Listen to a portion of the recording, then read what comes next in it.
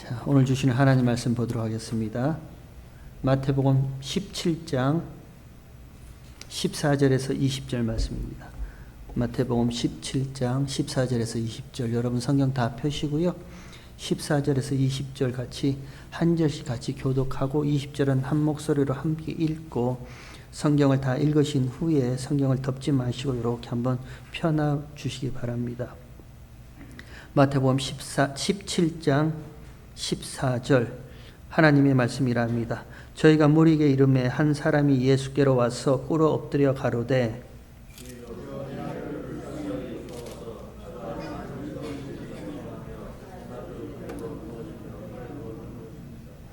내가 주의 제자들에게 데리고 왔으나 능히 고치지 못하더이다.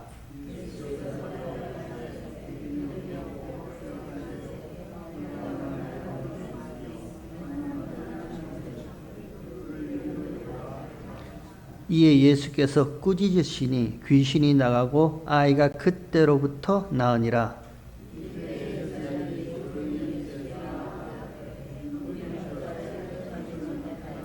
우리 20절 한 목소리를 들어가겠습니다. 가라사대 너희 믿음이 적은 영혼이라 진실로 너희에게 이르노니 너희가 만일 믿음이 한 겨자씨만큼만 있으면 이 산을 명하여 여기서 저기로 옮기라 하여도 옮길 것이요 또 너희가 못할 것이 없으리라. 아멘. 산 아래의 현실입니다. 그 얼굴이 해같이 빛나고 그 옷이 빛과 같이 휘어진 예수님의 모습, 그리고 그 예수님과 더불어 모세와 엘리야가 말씀 나누는 것을 저희에게 보여주셨습니다. 그리고 이어지는 사건이 오늘의 사건입니다. 간질, 심한 병이죠. 그 병 있는 아이를 데리고 와서 고쳐달라 하매 제자들이 고치지 못합니다. 그리고 예수님이 꾸짖습니다. 믿음이 없고 패역한 세대여. 그리고 예수님이 말씀하십니다. 만일 믿음이 한 겨자씨만큼 있으면 이 산을 명하여 여기서 저기로 옮기오라 해도 옮길 것이요 너희가 못할 것이 없다. 이렇게 말씀하세요. 그러면 저와 여러분 우리는요. 우리도 믿음 있잖아요. 믿음 있다고 지금까지 살아왔잖아요. 그래서 산을 옮기라 하면 저는 한 번도 못 봤습니다. 산을 옮기는 사람. 지금까지도 한 번도 못 봤습니다. 근데 예수님은 말씀하시는 거예요. 만일 믿음이 겨자씨만큼만 있어도 이 산을 명해서 여기서 저기로 옮기오라 해도 옮길 것이고 너희에게는 능치 못함이 없다. 딱 그 말씀이시거든요. 무슨 말씀을 하시는 거예요? 산을 옮겨보라는 말씀을 하시는 건지 아니면 왜 산에서 내려오시자마자 이 간질 걸린 아이의 병을 고치지 못하는 제자들의 모습과 그들을 두고 믿음 없다, 믿음 없음을 이야기하시는지 오늘은 하나님이 이 사건을 두고 뭘 얘기하고 싶어 하시는지 우리 같이 한번 하나하나 살펴보도록 하겠습니다. 먼저요. 산에서 내려오십니다. 그 산 위의 모습은 얼마나 영광스럽고 좋았던지 베드로가 무슨 말을 했어요?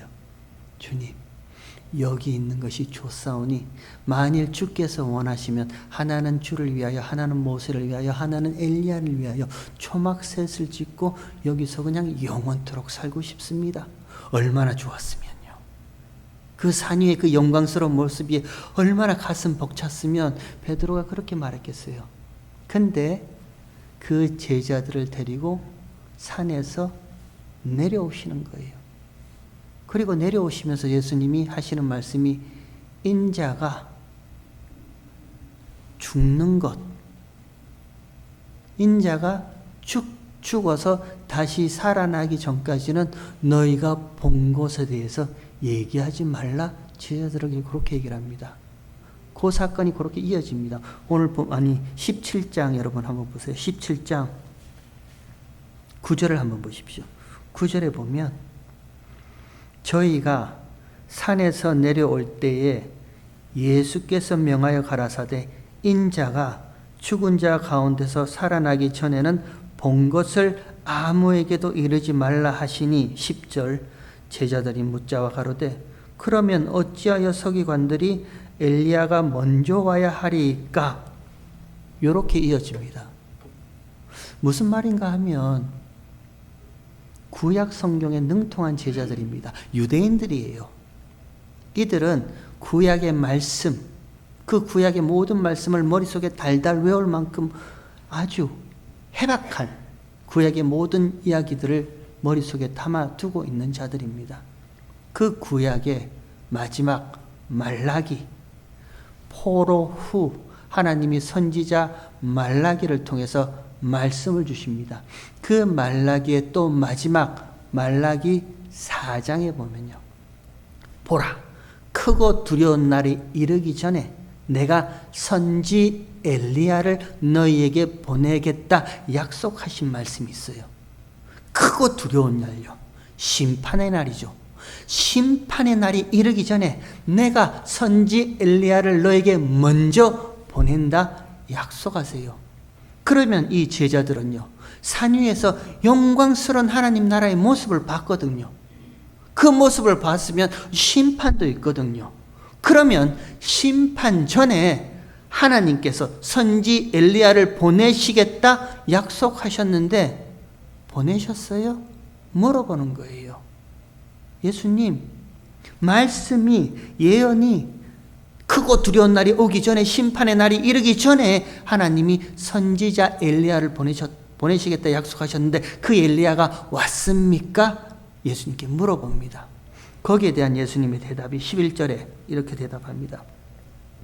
예수께서 대답하여 가라사대 엘리야가 과연 먼저 와서 모든 일을 회복하리라. 내가 너에게 말하노니 엘리야가 이미 왔으되 사람들이 알지 못하고 임의로 대우하였도다. 인자도 이와 같이 그들에게 고난을 받으리라. 이렇게 말씀하세요. 엘리야가 왔답니다.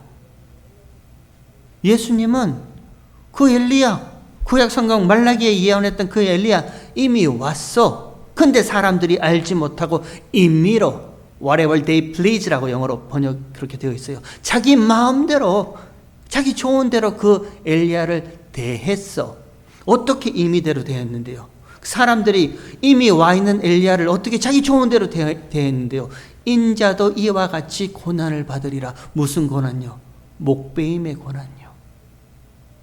멸시당하고 붙잡히고 조롱당하고 채찍에 맞고, 그리고 그 마지막에 무슨 생일 잔칫날 목베임을 당해서 사람들 앞에 조롱거리가 되는 그 고난요, 그 십자가의 죽음의 고난 당한다 이렇게 말해요. 그랬더니 그 다음에 13절에 그제야 제자들이 예수의 말씀하신 것이 세례 요한인 줄을 깨달으니라 이렇게 되어 있습니다. 그제야 예수님께서 지금 세례 요한을 두고 그 말씀을 하고 계시는구나 하고 understood, 이해를 했다라고 이렇게 연결이 되어 있어요. 질문이 생깁니다. 어떤 질문이 생기냐면, 하나님이 분명 구약 성경 말라기에서 보라 크고 두려운 날이 오기 전에, 심판의 날이 오기 전에 내가 선지 엘리야를 보내겠다 하면 엘리야가 와야죠. 엘리야를 보내겠다면 엘리야 이름을 가진 자가 와야죠. 그래야지 과연 구약의 그 말씀이 성취되었군요. 그래야 되는 거 아닌가요? 마치 구약의 임마누엘의 그 이름을 가진 자를 내가 보내겠다. 그럼 임마누엘의 이름을 가진 자가 와야죠. 근데 실제로 오신 분은 그 이름을 예수라 하라. 예수란 이름으로 바꿔버리세요. 똑같아요. 엘리야를 보내겠다 하면 그 엘리야의 몸, 엘리야의 얼굴, 엘리야의 이름을 가진 이가 와야 되는데 아니잖아요. 세례 요한이 왔단 말입니다. 광야에서 회개하라, 천국이 가까웠다. 광야에서 이미 도끼가 나무 뿌리마다 찍히움을 당했으니 좋은 열매 맺지 아니하는 자는 심판을 받을 것이다. 심판을 외치는 세례 요한이 왔단 말입니다. 어떻게 예수님은 그 세례 요한을 두고 여기 엘리야 왔어. 이미 엘리야가 왔는데 너희는 그가 엘리야인지 알지 못하고 너희 임의대로 마음대로 그를 목베어 죽여버렸네. 어떻게 그렇게 말씀을 하시는가? 이게 질문이었습니다. 그에 대한 대답은요, 간단합니다. 예수님은 인자가 죽고 다시 살아나기 전까지 너희가 본 것을 아무에게도 말하지 말라 하세요. 인자가 이와 같이 고난을 당한다라고 말씀하셨어요. 그게 뭐예요? 십자가죠. 예수님이 십자가의 죽으심이죠. 예수님은 이미 그 십자가의 자리에 서서 보시는 거예요. 아직도 당하지 않은 십자가의 자리지만 예수님은 이미 그 십자가의 자리에 먼저 가서 그 자리에 서서 보니 심판을 이야기하는 엘리야나 세례 요한이나 하나라는 거예요. 일치가 된다라고 그렇게 말씀하십니다. 예수님은 이미 심판의 자리인 십자가의 자리에 서 계세요. 그리고 제자들도 그 심판의 자리, 십자가의 자리까지 끌고 와서 보게 하시는 겁니다. 한 번씩 저와 여러분 우리가 살아오고 살아가고 살아갈 인생들에 대해서 한 번씩 이렇게 생각하는 때가 있습니다. 연말이 되면 조금 더 그런 생각들이 많은 것 같아요. 내가 한 1년 동안 어떻게 살아왔지? 그리고 지금 나의 모습은 어떻지? 그리고 앞으로 내년에는 또 어떻게 살아가지? 그 생각을 하죠. 어떤 자리에서요? 어느 자리에서 그런 생각을 합니까? 현재 내가 있는 내 자리죠. 이 현재라는 이 자리에서 지나온 일도 생각하고 지금의 내 모습도 생각하고 앞으로의 일도 이렇게 한번 생각해 보는 거예요. 그러니까 현재라는 지금 내 자리에서 생각을 하니까 지나왔던 그 내 인생의 모든 모습들이 조금 아쉽죠. 아유, 그때 좀 내가 이렇게 좀 했으면 더 나았을 텐데, 내가 그때 그 사람 안 만났으면 지금 인생이 좀 편했을 텐데, 좀 아쉽죠. 현재는요. 현재 내 모습을 보면 왠지 모르게 치근해요. 불쌍하게 느껴져요. 그리고 또 만족감이 없고 뭔가 조금 부족한 듯해요.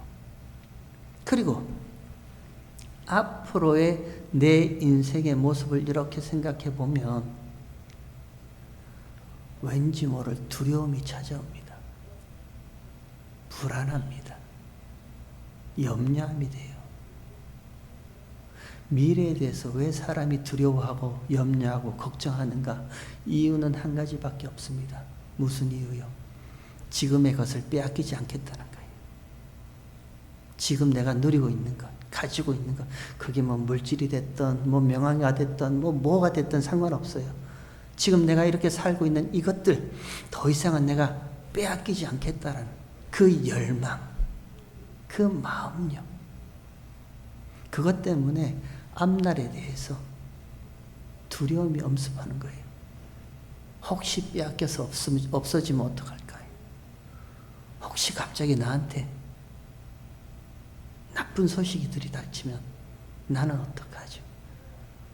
그러니까 밤에 전화기 때리는 울리면 저는 항상 깜짝깜짝 놀란다 그러잖아요. 그죠? 그런 마음들이 생겨요. 왜 그런 마음들이 생기는가? 그렇게 뭐 대단한 건 아니지만 지금 삶이 만족하고 있으니까 이것마저도 빼앗기면 나는 큰일 난다 생각하니까 그것 빼앗기지 않고 싶어서 꽉 잡고 있는 그 마음의 열망요. 그 열망에 사단이란 놈이, 마귀란 놈이요, 의심까지 뿌려놓고 갑니다. 조급증까지 뿌려놓고 가요. 막 마음을 급하게 만드는 거예요. 그리고 과연 이 일이 될까 하고 의심하는 마음까지 거기다가 툭툭툭툭 뿌리고 가는 거예요. 그러니까 저와 여러분 마음속에는 두려운 마음밖에 없는 거예요. 사도 바울이 그 사랑하는 영적 아들 디모데에게 보내는 편지, 디모데전서 1장인가요? 디모데후서 1장 7절에 보면 이런 말씀이 있습니다. 하나님이 너에게 주시는 마음은 두려운 마음이 아니요. 하나님이 너에게 주시는 마음은 두려운 마음이 아니래요.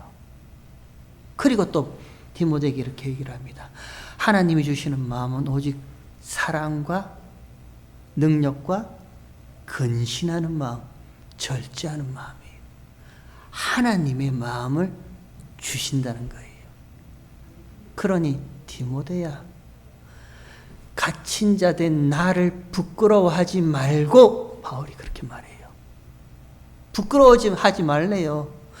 복음을 전하다가 붙잡히고 채찍맞고 사람들에게 조롱당하고 침뱉은 그 바울, 부끄러워하지 말라 합니다.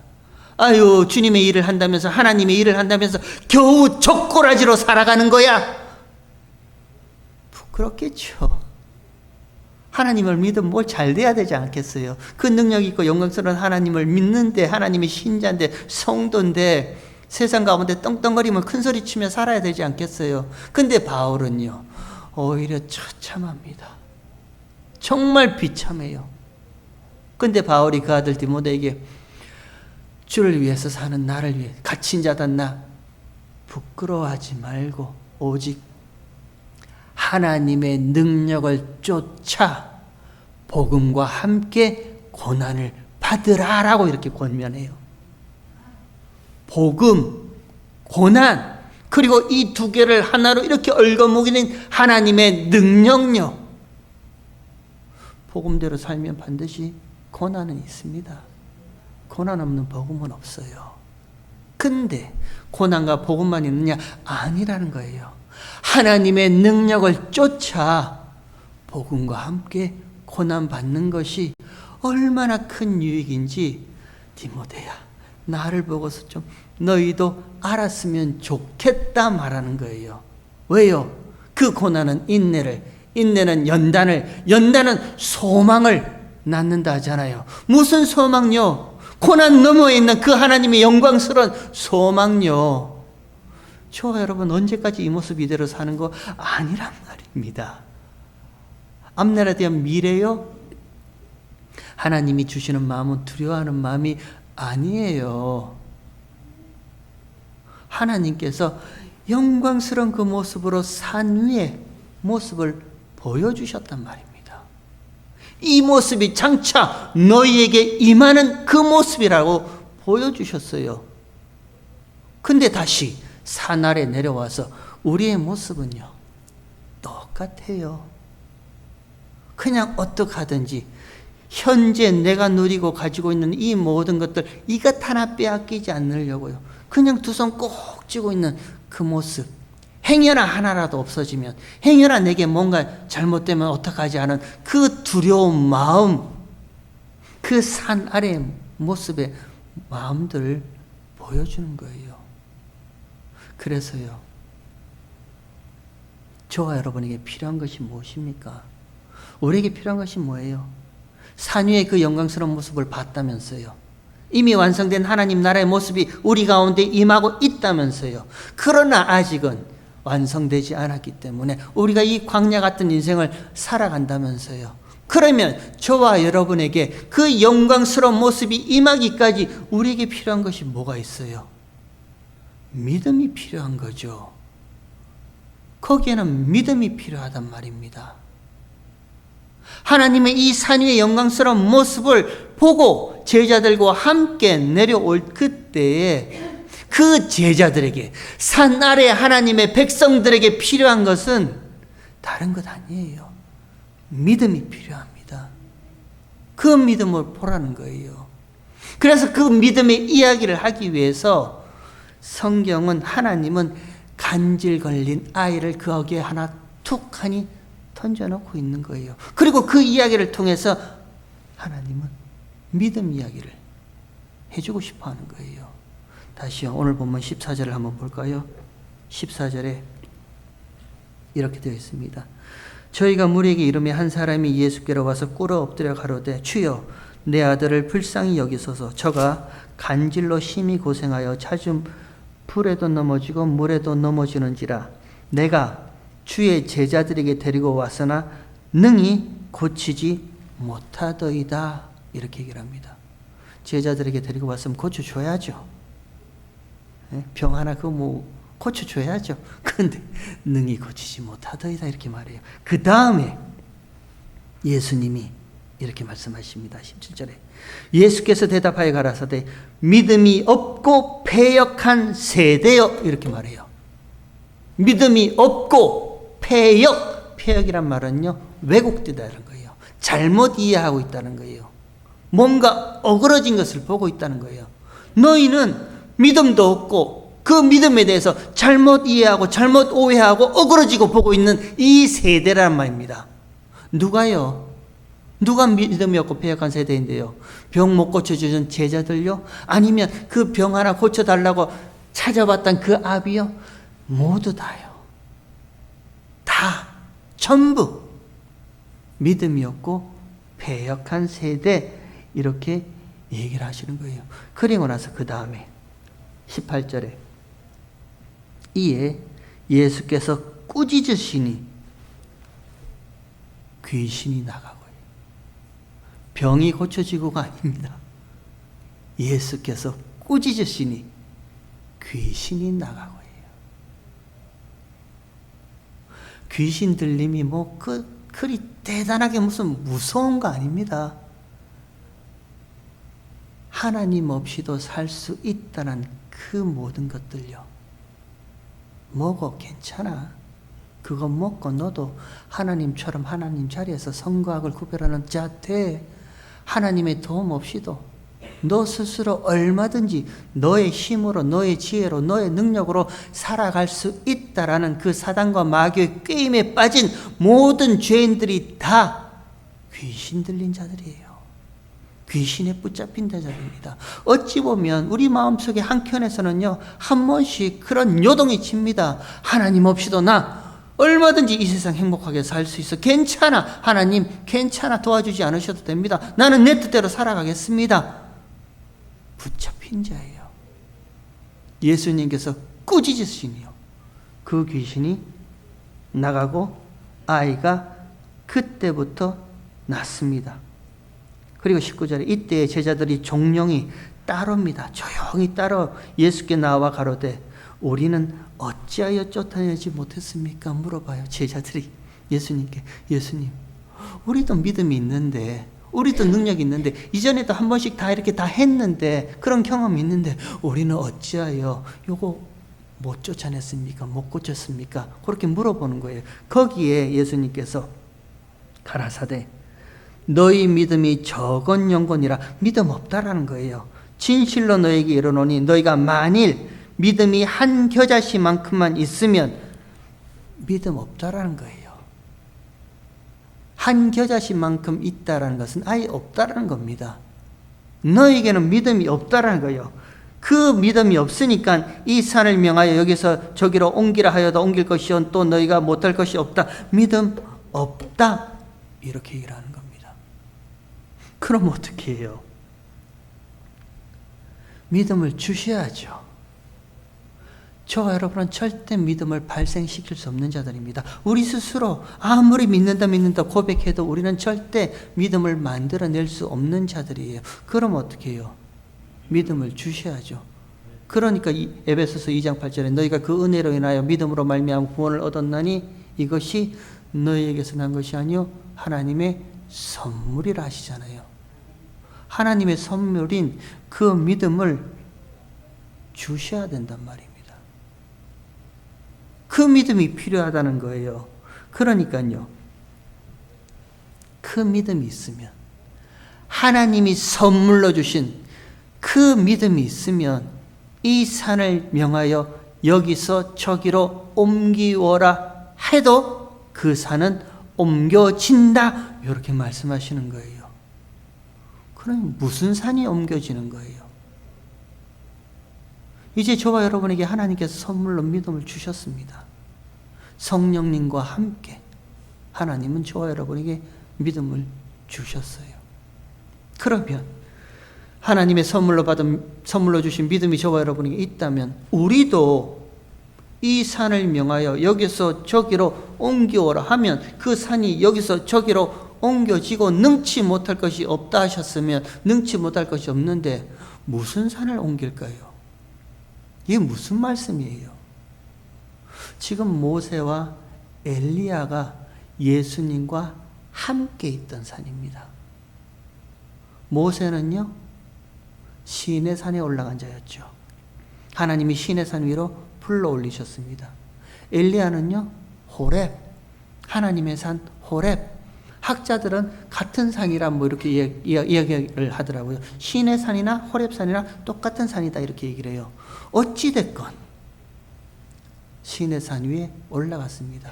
그리고 그 시내산 위에서 하나님이 무엇을 주셨어요? 율법. 그러면 모세와 엘리야가 있던 그 산은요, 율법의 산, 율법 행함의 삶, 자기 의지의 산, 자기 결단의 산, 자기 업적과 자기 공로의 산, 내가 이만큼 행했습니다라고 자랑하던 그 산요, 그 신의 산입니다. 이 율법의 산이에요. 그 율법의 산 아래에 있던 모습은요, 금송아지를 만드는 거죠. 우리를 위하여 신을 만들자. 자기밖에 모르는 금송아지를 만들죠. 그게 율법이 주어졌던 신의 산의 모습이었어요. 그 신의 산에서요, 지금 어디로 옮겨왔어요?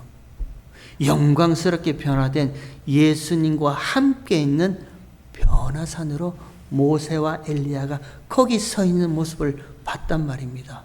물어볼까요? 이들이 어떻게 옮겨왔어요? 그 율법 행함을 자랑하던 그 율법의 산, 신의 산에서 이들이 어떻게 영광스럽게 변화된 예수님과 함께 있는 그 변화산으로 어떻게 옮겨왔어요? 모세가 율법을 지켰어요? 아니면 엘리야가 뭘 행했어요? 그들의 업적과 그들의 공로요? 아니죠.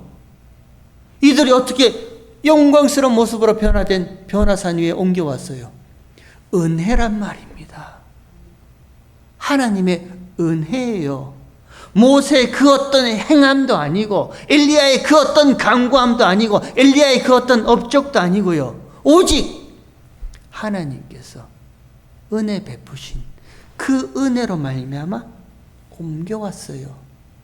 근데 여전히 그 은혜의 산 아래에서는요, 내가 한번 고쳐보겠다. 이거 하나 고쳐주세요. 똑같은 모습이란 말입니다.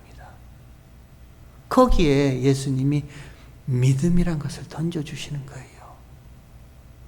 선물로 주신 그 믿음으로 보라, 이렇게 얘기를 하는 거예요. 그러면 그 믿음은요, 그 믿음이 뭘 보게 해요? 산 위에 있던 그 모세와 엘리야, 이들이 어떻게 영광스럽게 변화된 변화산 위로 옮겨오게 되었는지 은혜예요. 하나님이 주신 은혜를 보게 하는 것이 믿음입니다. 저와 여러분에게 한번 같이 적용시켜 볼까요? 여전히 어찌 보면 내가 나를 위해서 사는 그 모습 남아 있습니다.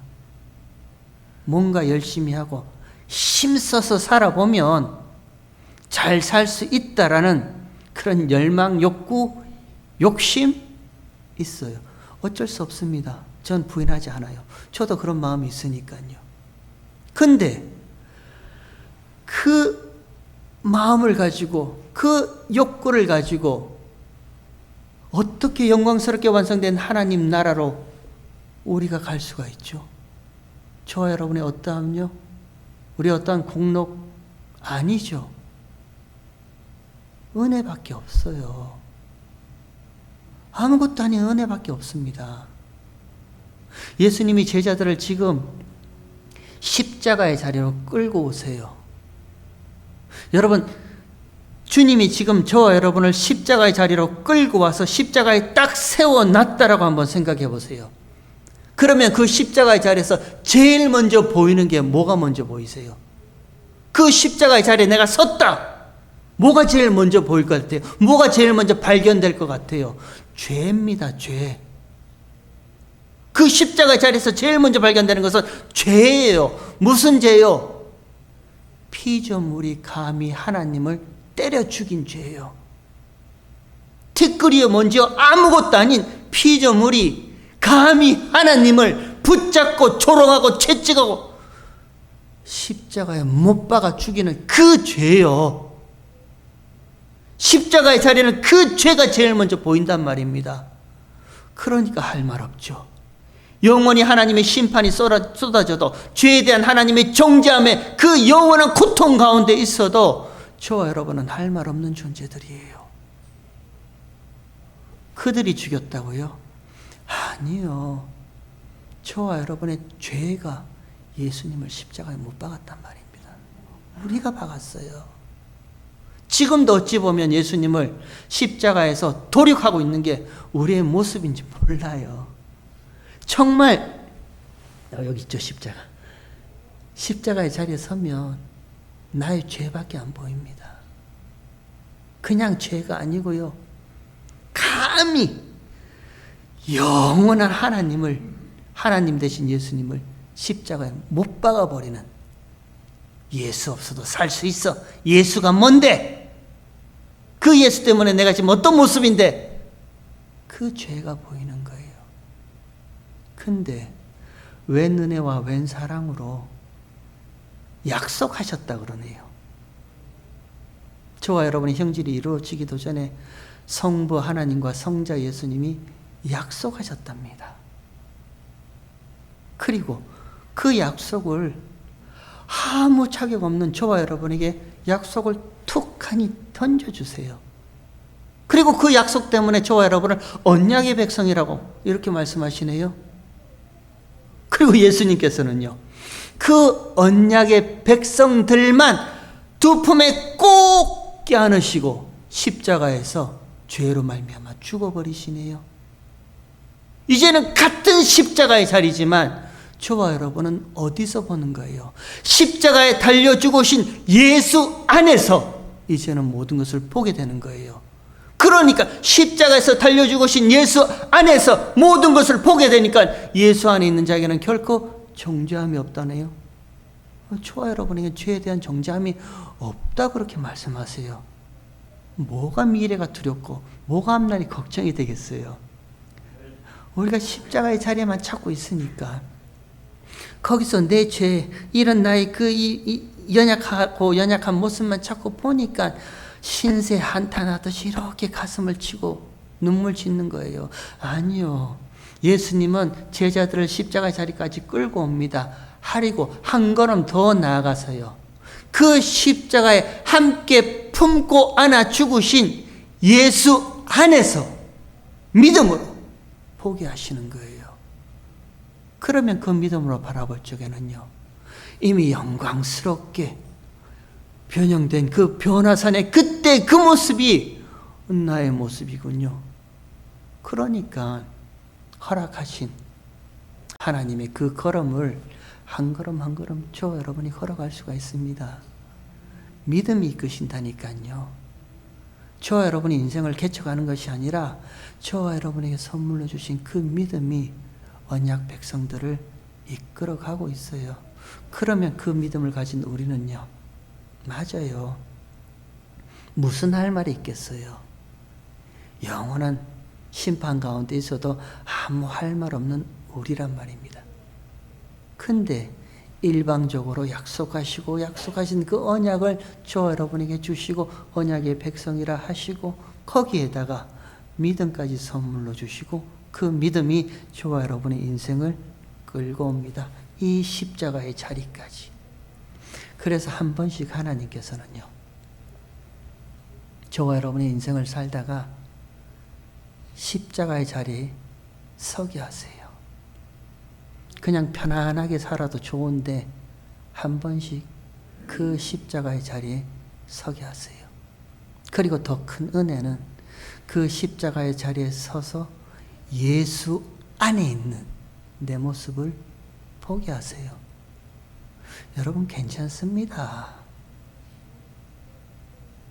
하나님의 믿음이 저와 여러분이 있는데 좀 뭐 현실이 이렇다 저렇다 괜찮아요.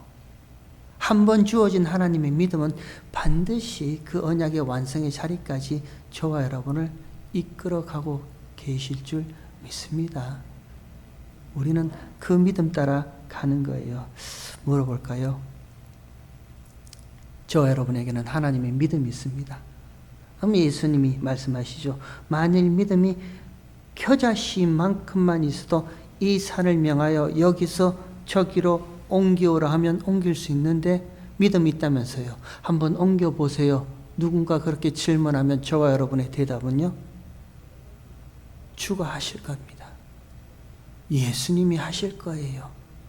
아니, 예수님이 이미 완성하셨고 예수님이 지금도 하고 계시고 예수님이 반드시 그 자리까지 인도하실 것입니다. 그게 저와 여러분의 대답이어야 돼요. 그게 이 율법의 산, 행함의 산, 자기 공로, 자기 자랑, 자기 의지의 산에서 아무 공로 없고 아무 자격 없는 이런 나를 영광스러운 예수님과 함께 있는 그 변화의 산으로 옮기게 했던 그 믿음이 이 믿음인 거예요. 우리 한 해를 마무리하면서 이렇게 같이 한번 하나님께 감사했으면 좋겠습니다. 어찌 보면 여전히 저와 여러분의 인생이 이 율법의 산 아래에서요. 여기서 그냥 왔다 갔다 아파하고 힘들어하고 눈물 흘리고 왔다 갔다. 믿음이 주어졌어요. 선물로 믿음이 주어졌단 말입니다. 이제는 이 산이 아니라 이 산으로 영광스러운 변화산으로 옮겨주셨어요. 그러면 문득문득 한 번씩은요. 믿음으로 이미 영광스러운 주님과 함께 있는 내 모습을 보게 하신다면 지금 이 땅 가운데 살아가는 허락된 이 인생의 시간들은 우리가 뭘 해야겠어요? 하나님이 뭘 하길 원하시겠어요? 준비하라는 거예요. 한순간도 놓치지 말고 준비하라는 거예요. 이런저런 작은 일들요, 뭐 어려운 일들요, 믿음이 이겨요.